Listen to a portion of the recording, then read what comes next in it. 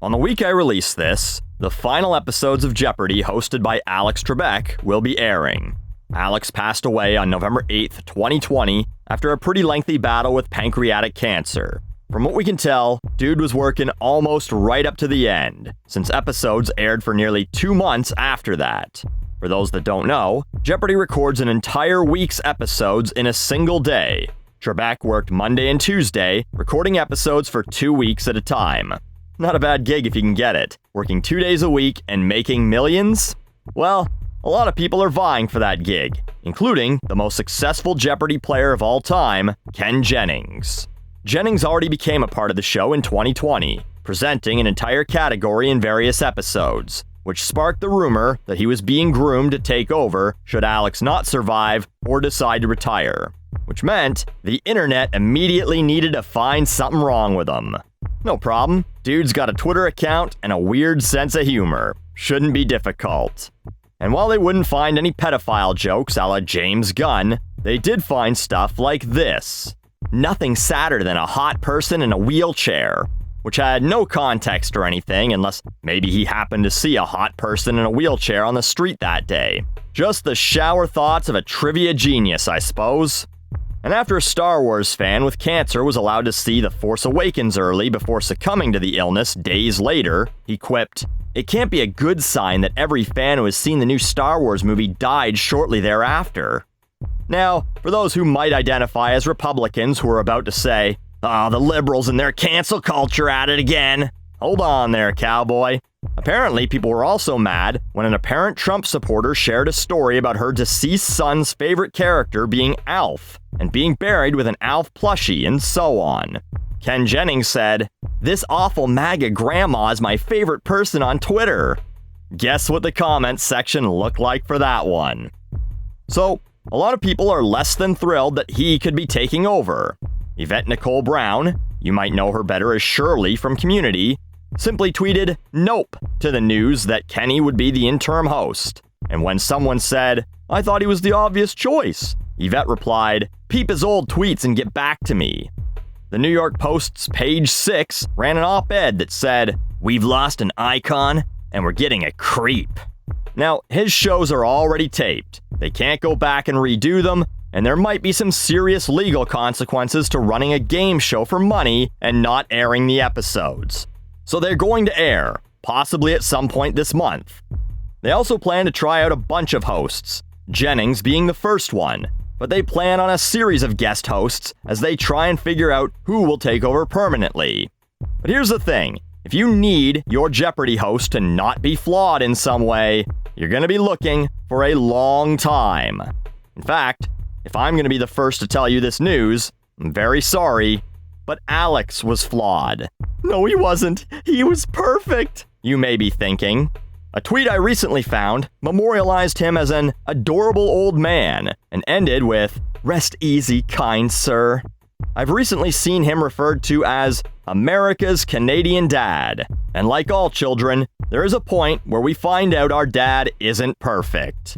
Now, this isn't me kicking a dead man in his grave. I have not lost any respect for Alex Trebek. I'm not trying to out him. He's one of my favorite broadcasters of all time. I spent a large part of the pandemic watching other shows that he hosted throughout the years.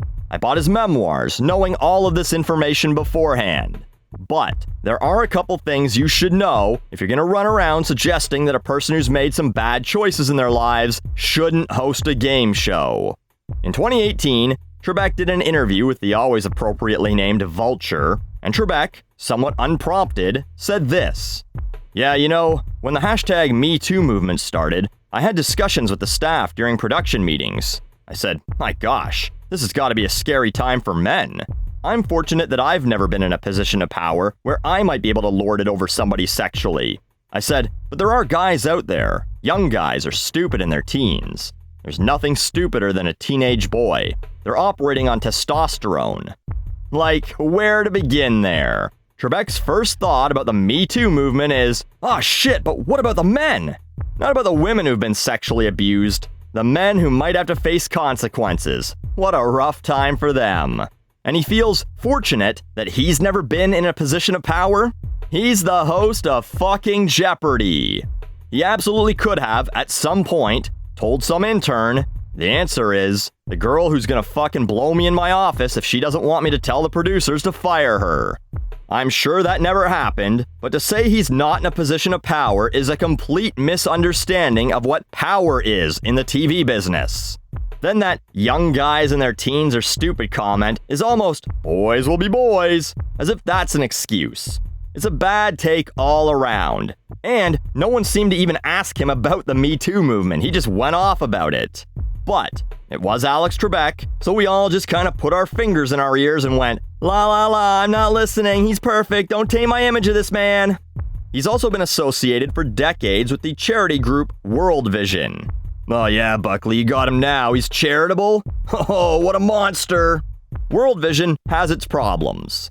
They're a missionary organization, and despite claiming they don't try and convert people in other countries to Christianity in exchange for aid, they have been accused of it. On top of that, they don't allow employees to be in same-sex marriages. Kind of a weird rule to have, probably somewhat illegal.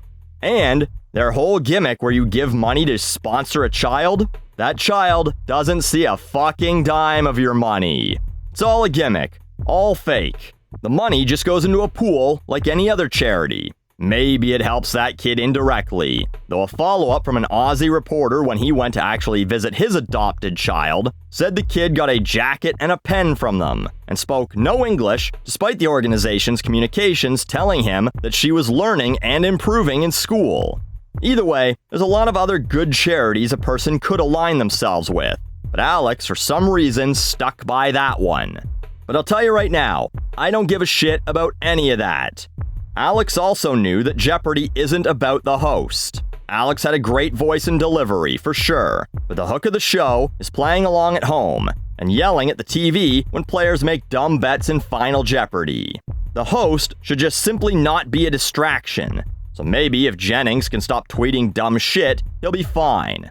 Now, I should say I wrote that line, and then literally the day before I was going to upload this video, he's linked to the Bean Dad guy.